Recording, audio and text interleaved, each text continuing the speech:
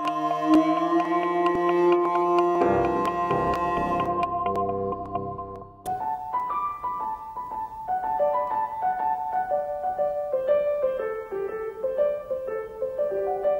know, the Historical Society has hundreds of thousands of works in its collection, and within that we have an art collection of more than 6,000 items. And that includes paintings and works on paper and some sculpture. The painting collection, I think, is our strongest suit, and it's an area of particular interest to me because it's been such a long and rich history of painting in Minnesota.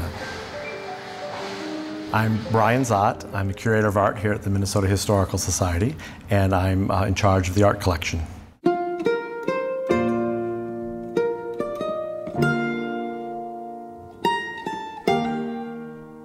Our mission here, primary mission, is to collect art by and about Minnesota. Art that tells the story of Minnesota and its people and its history. I think a visual history of something is very important because a work of art in a historical context can become a window through which the viewer can go on to so many different topics. So it's a very accessible way to learn about one's history, about one's past, and about one's locale. Well, this is one of our stars in our collection. It's a painting by Seth Eastman, commissioned by Henry Sibley, who lived in this house here in Mendota. This is a scene taken from the Fort Snelling side of the river looking onto Mendota. Seth Eastman was a soldier and an artist stationed at Fort Snelling during the 1840s. And Henry Sibley was here as part of the American fur trading post. And it depicts a Native American family on the move. Seth Eastman really forms a foundation for our art collection. We have not only oil paintings, but numerous watercolors, which he's better known for.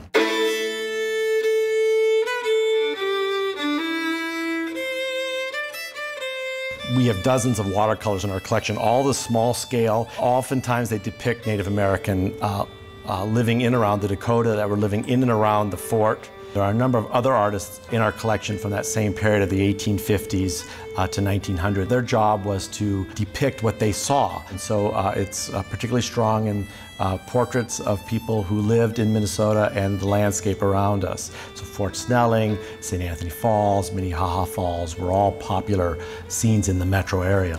Seth Eastman thought of himself really as a ethnographer, really documenting, because he saw that the changing way of life for the Native Americans was imminent, and so documented as much as he could. What's so special about them also is that their colors are still as vivid as the day they were painted. They've been cared for, and this is really one of the functions that we at the Historical Society do best, is preserve this and allow future generations to see this work.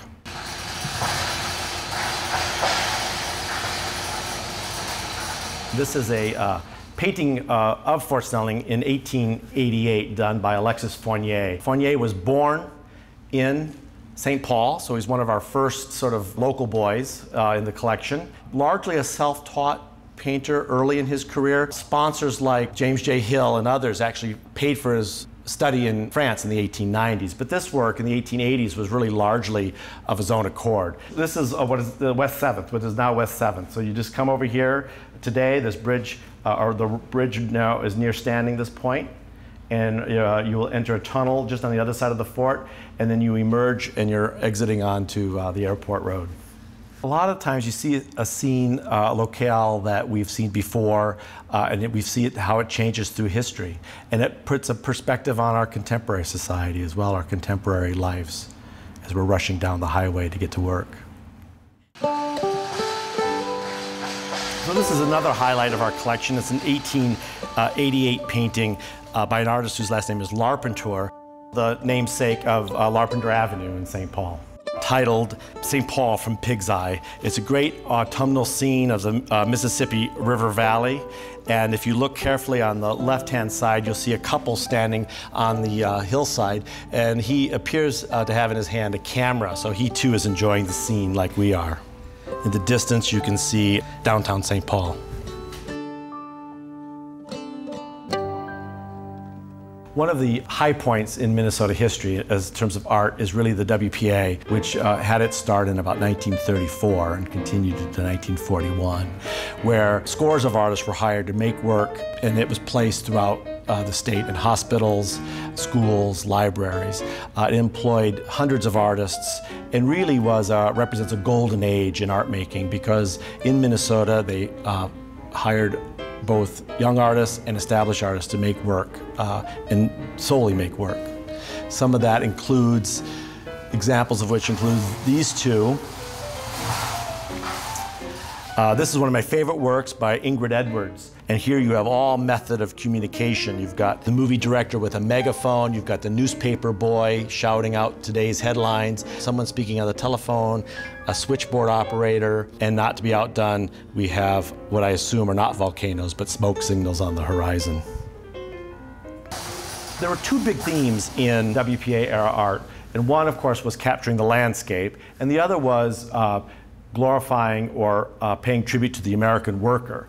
And so this work by an artist named Dorothea Lau depicts workers on their well-earned lunch break. Dorothea Lau was a very young artist during the WPA in her early 20s. And we can see her work really grow dramatically in that period of time.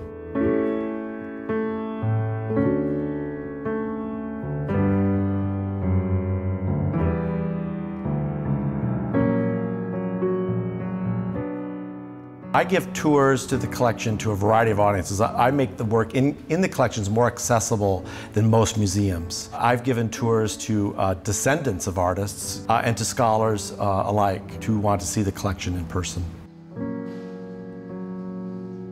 If these artists were all living today, they'd be doing the same thing that contemporary artists are doing. They're exhibiting, they're teaching, they're showing their work to numerous audiences. That's the beauty of local art, I think. You know, there's an old expression that all politics is local. Well, for me, all art is local. And in order for it to succeed at any level, it has to first succeed on a local level. I like to say that we've had Minnesota originals for over 100 years.